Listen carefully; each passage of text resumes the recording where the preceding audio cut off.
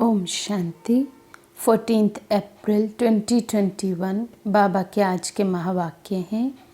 बाबा समझाते, मीठे बच्चे, अंतर्मुखी बन ज्ञान रूप अवस्था में रहकर इन महावाक्यों को धारण करो, तब अपना व अन्य आत्माओं का कल्याण कर सकेंगे।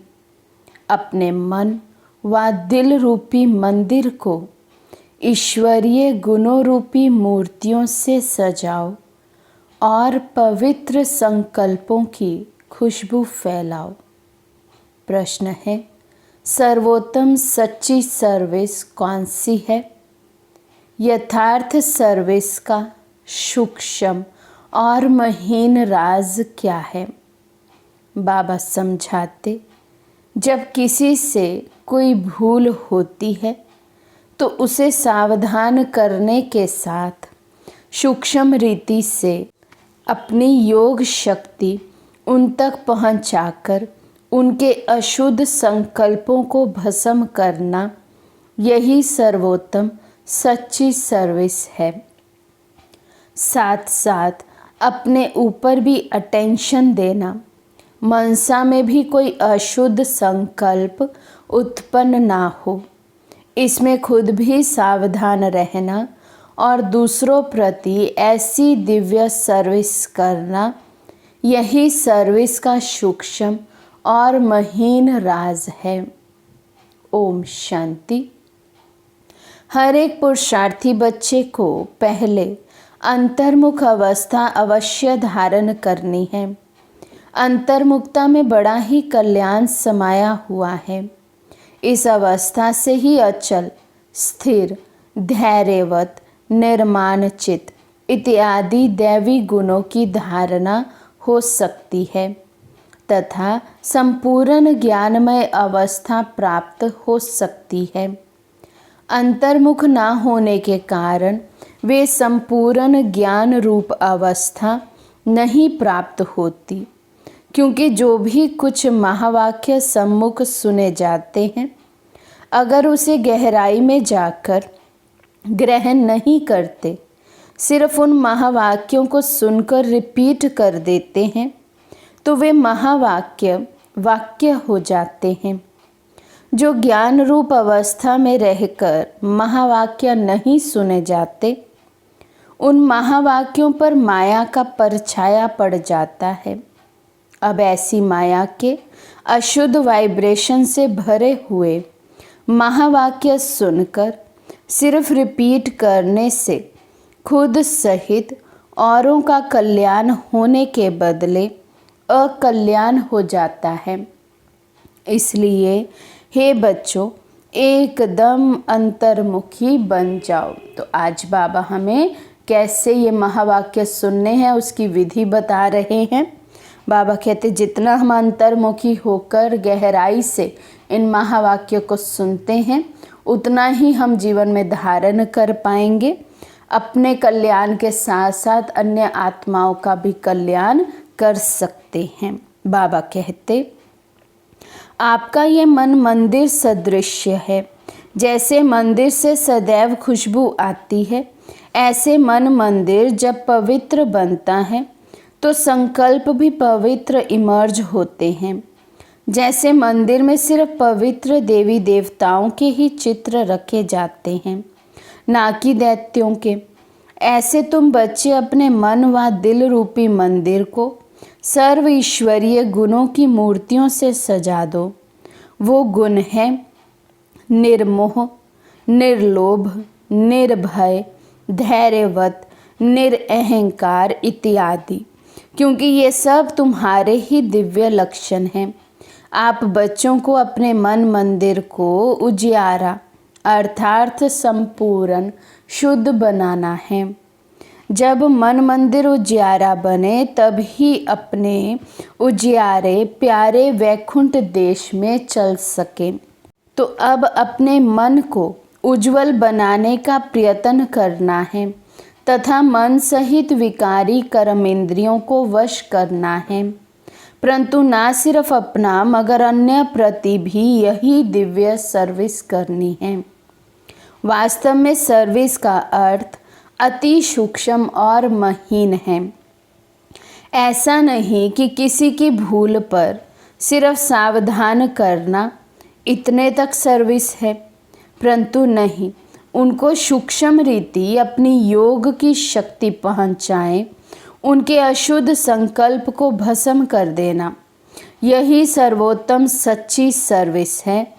और साथ साथ अपने ऊपर भी अटेंशन रखना। तो बाबा कहते सच्ची सर्विस क्या है कि अगर हम किसी का कोई अवगुण देखते, किसी की कोई गलती देखते, तो समझाने देने के साथ साथ बाबा कहते सूक्ष्म में भी उनको हम पावर दें, शक्ति दें, ताकि वे अपनी अशुद्ध संकल्प जो भी हैं, अपनी कमी कमज़ोरी है, उससे ऊपर उठ जाएं।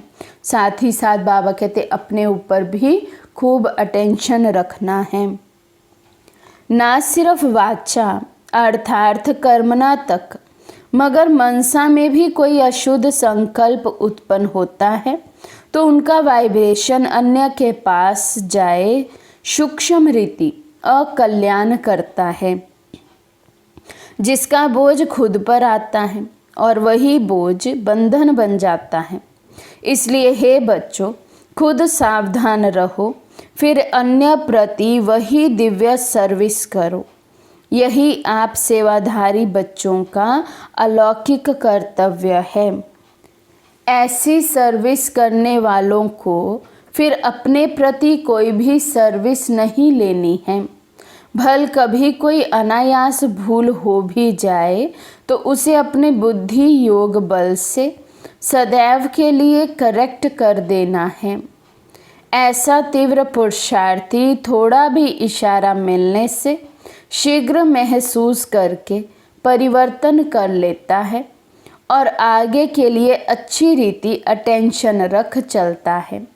यही विशाल बुद्धि बच्चों का कर्तव्य है। हे मेरे प्राणों, परमात्मा द्वारा रचे हुए इस अविनाशी राजस्व ज्ञान यज्ञ प्रति तन मन धन को संपूर्ण रीति से स्वाहा करने का राज बहुत महीन है। जिस घड़ी आप कहते हो कि मैं तन मन धन सहित यज्ञ में स्वाहा अर्थात अर्पण हो मर चुका, उसी घड़ी से लेकर अपना कुछ भी नहीं रहता।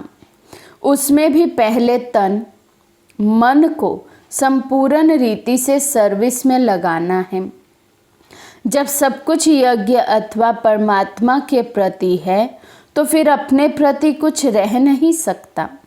धन भी व्यर्थ नहीं गवा सकते, मन भी अशुद्ध संकल्प विकल्प तरफ दौड़ नहीं सकता, क्योंकि परमात्मा को अर्पण कर दिया। अब परमात्मा तो है ही शुद्ध शांत स्वरूप, इस कारण अशुद्ध संकल्प स्वतः शांत हो जाते हैं। अगर मन माया के हाथ में दे देते हो तो माया वैरायटी रूप होने के कारण अनेक प्रकारों के विकल्प उत्पन्न कर मन रूपी घोड़े पर आए सवारी करती है। बाबा कहते जब से हमने ये कहा तन मन धन सब कुछ तेरा, क्या लागे मेरा, तो बाबा कहते उस दिन से ही ये हम चेक करें क्या मन में कभी भी अशुद्ध संकल्प तो नहीं आया, क्योंकि मन बाबा को दे दिया और बाबा तो है ही शुद्ध शांत स्वरूप। उसी तरह से बाबा कहते तन भी सफल किया, तो जहाँ मन और तन सफल कर दिया तो धन भी बाबा कहते कभी ये नहीं समझें कि मेरा है तो हम कैसे भी खर्च करें, नहीं। बाबा कहते धन भी व्यर्थ ना गवाएं। बाबा कहते अगर किसी बच्चे को अभी तक भी संकल्प विकल्प आते हैं तो समझना चाहिए अभी मन पूर्ण रीति से स्वाहा नहीं हुआ है, अर्थात ईश्वरीय मन नहीं बना है। इसलिए हे सर्व त्यागी बच्चों, इन गुह्य राजों को समझ कर्म करते साक्षी हो खुद को देख बहुत खबरदारी से चलना है। स्वयं गोपी वल्लभ तुम अपने प्रिय गोप गोपियों को समझा रहे हैं कि तुम हर एक का वास्तविक सच्चा प्रेम कौन सा है। हे प्राणों, तुम्हें एक दो की प्रेम भरी सावधानी को स्वीकार करना है, क्योंकि जितना प्रिय फूल उतना ही श्रेष्ठ परवरिश। फूल को वैल्यूएबल बनाने अर्थ माली को कांटों से निकालना ही पड़ता है। वैसे तुम्हें भी जब कोई सावधानी देता है तो समझना चाहिए जैसे कि उसने मेरी परवरिश की, अर्थात मेरी सर्विस की। तो बाबा कहते हैं ज्ञान योग के इस मार्ग में अगर कोई हमें सावधान करता है, कोई हमें कुछ समझानी देता है, तो हमें उस समय यही समझना चाहिए कि उस आत्मा ने जैसे हमारी सर्विस की, हमारी परवरिश की, उस सर्विस अथवा परवरिश को रिगार्ड देना है। यही संपूर्ण बनने की युक्ति है। यही ज्ञान सहित आंतरिक सच्चा प्रेम है। इस दिव्य प्रेम में एक दो के लिए बहुत रिगार्ड होना चाहिए। हर एक बात में पहले खुद को ही सावधान करना है। यही निर्माणचित अति मधुर अवस्था है। ऐसे प्रेम पूर्वक चलने से तुम्हें जैसे यहाँ ही वे सतयुग के सुहावने दिन आंतरिक महसूस होंगे। वहाँ तो ये प्रेम नेचुरल रहता है, परंतु इस संगम के स्वीटेस्ट समय पर एक दो के लिए सर्विस करने का ये अति मीठा रमणीक प्रेम है। यही शुद्ध प्रेम जग में गाया हुआ है। तुम हर एक चैतन्य फूलों को हर दम हर्षित मुख हो रहना है, क्योंकि निश्चय बुद्धि होने के कारण तुम्हारी नस नस में संपूर्ण ईश्वरीय ताकत समाई हुई है। तो जितना निश्चय होगा बाबा पर, उतना ही बाबा कहते हैं नस नस में संपूर्ण ईश्वरीय ताकत समाएगी। बाबा कहते ऐसी आकर्षण शक्ति अपना दिव्य चमत्कार अवश्य निकालती है। जैसे छोटे निर्दोष बच्चे शुद्ध पवित्र होने कारण सदैव हंसते रहते हैं और अपने रमणीक चरित्र से सबको बहुत खींचते हैं, वैसे तुम हर एक की ऐसी ईश्वरीय रमणीक जीवन होनी चाहिए। इसके लिए तुम्हें किसी भी युक्ति से अपने आसुरी स्वभावों पर जीत प्राप्त करनी है। जब कोई को देखो कि ये क्रोध विकार के वश हो मेरे सामने आता है, तो उनके सामने ज्ञान रूप हो बचपन की मीठी रीति से मुस्कुराते रहो, तो वे खुद शांत चित्त हो जाएगा, अर्थात विस्मृति स्वरूप से स्मृति में आ जाएगा। भले उनको पता ना भी पड़े, लेकिन सूक्ष्म रीति से उनके ऊपर जीत पाकर मालिक बन जाना, यही मालिक और बालकपन की सर्वोच्च शिरोमणि विधि है। ईश्वर जैसे संपूर्ण ज्ञान रूप, वैसे फिर संपूर्ण प्रेम रूप भी है। ईश्वर में दोनों ही क्वालिटीज समाई हुई है, परंतु फर्स्ट ज्ञान, सेकंड प्रेम। अगर कोई पहले ज्ञान रूप बनने बिगर सिर्फ प्रेम रूप बन जाता है, तो वह प्रेम अशुद्ध खाते में ले जाता है। इसलिए प्रेम को मर्ज कर पहले ज्ञान रूप बन भिन्न भिन्न रूपों में आई हुई माया पर जीत पाकर पीछे प्रेम रूप बनना है। तो ज्ञान रूप पहले बने, फिर प्रेम रूप बने, अर्थात पहले आत्मिक स्थिति में टिककर स्वयं को आत्मा देख दूसरे को भी आत्मा निश्चय करे, फिर बाबा कहते प्रेम स्वरूप बने, तो वो रूहानी प्रेम शुद्ध प्रेम रहेगा, नहीं तो वो प्रेम भी माया का रूप ले लेगा। तो बाबा कहते अगर ज्ञान बिगर प्रेम में आए तो कहाँ विचलित भी हो जाएंगे। जैसे अगर कोई ज्ञान रूप बनने के बिगर ध्यान में जाते हैं तो कई बार माया में फंस जाते हैं। इसलिए बाबा कहते हैं बच्चे, ये ध्यान भी एक सूत की जंजीर है, परंतु ज्ञान रूप बन पीछे ध्यान में जाने से अति मौज का अनुभव होता है। तो पहले है ज्ञान, पीछे है ध्यान। ध्याननिष्ठ अवस्था से ज्ञाननिष्ठ अवस्था श्रेष्ठ है। इसलिए हे बच्चों, पहले ज्ञान रूप बन, फिर प्रेम इमर्ज करना। ज्ञान बिगर सिर्फ प्रेम इस पुरुषार्थी जीवन में विघ्न डालता है। साक्षीपन की अवस्था अति मीठी, रमणीक और सुंदर है। इस अवस्था पर ही आगे की जीवन का सारा मदार है। जैसे कोई के पास कोई शारीरिक भोगना आती है, उस समय अगर वे साक्षी सुख स्वरूप अवस्था में उपस्थित हो उसे भोगता है तो पास्ट कर्मों को भोग चुकतू भी करता है और साथ साथ फ्यूचर के लिए सुख का हिसाब भी बनाता है। तो ये साक्षीपन की सुख रूप अवस्था पास्ट और फ्यूचर दोनों से कनेक्शन रखती है। तो इस राज को समझने से कोई भी ऐसे नहीं कहेगा कि मेरा ये सुहावना समय सिर्फ चुकतू करने में चला गया। नहीं, यही सुहावना पुरुषार्थ का समय है, जिस समय दोनों कार्य संपूर्ण रीति सिद्ध होते हैं। ऐसे दोनों कार्य को सिद्ध करने वाला तीव्र पुरुषार्थी ही अति इंद्रिय सुख व आनंद के रूप में रहता है। इस वैरायटी विराट ड्रामा की हर एक सीन में तुम बच्चों को संपूर्ण निश्चय होना चाहिए, क्योंकि ये बना बनाया ड्रामा बिल्कुल वफादार है।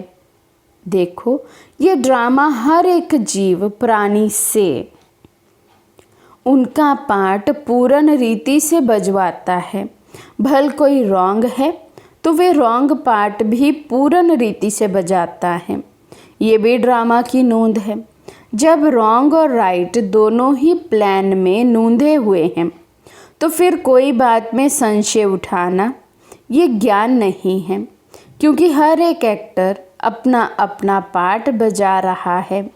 जैसे बाइस्कोप में अनेक भिन्न भिन्न नाम रूपधारी एक्टर्स अपनी अपनी एक्टिंग करते हैं, तो उनको देख किसी में नफरत आवे और किसी से हर्षित होवे, ऐसा नहीं होता है। पता है कि ये एक खेल है जिसमें हर एक को अपना अपना गुड व बैड पार्ट मिला हुआ है। वैसे ही इस अनादि बने हुए बाइस्कोप को भी साक्षी हो, एक रस अवस्था में हर्षित मुख हो देखते रहना है। संगठन में ये पॉइंट बहुत अच्छी रीति धारण करनी है। एक दो को ईश्वरीय रूप से देखना है, महसूसता का ज्ञान उठाएं, सर्व ईश्वरीय गुणों की धारणा करनी है। अपने लक्ष्य स्वरूप की समृद्धि से शांतचित, निर्माणचित, धैर्यवत, मिठास, शीतलता इत्यादि सर्वदैवी गुण इमर्ज करने हैं। धैर्यवत अवस्था धारण करने का मुख्य फाउंडेशन वेट एंड सी है। मेरे प्रिय बच्चों, वेट अर्थात धैर्य धरना, सी अर्थात देखना। तो बाबा कहते ड्रामा के हर सीन को, हर आत्मा के पाठ को हम साक्षी हो देखें। उसके लिए हमें एक ही फाउंडेशन पक्का करना है, वेट एंड सी का। धैर्य रखें और फिर देखें कि भविष्य में ड्रामा में कौन सा सीन है। बाबा कहते अपने दिल भीतर पहले धैर्यवत गुण धारण कर, उसके बाद फिर बाद में बाहर में विराट ड्रामा को साक्षी हो देखना है।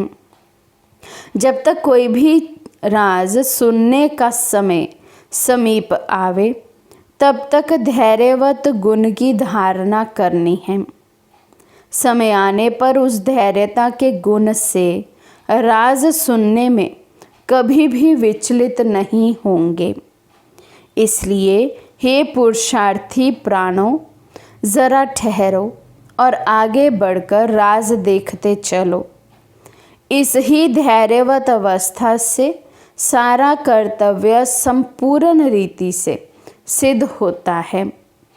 ये गुण निश्चय से बांधा हुआ है।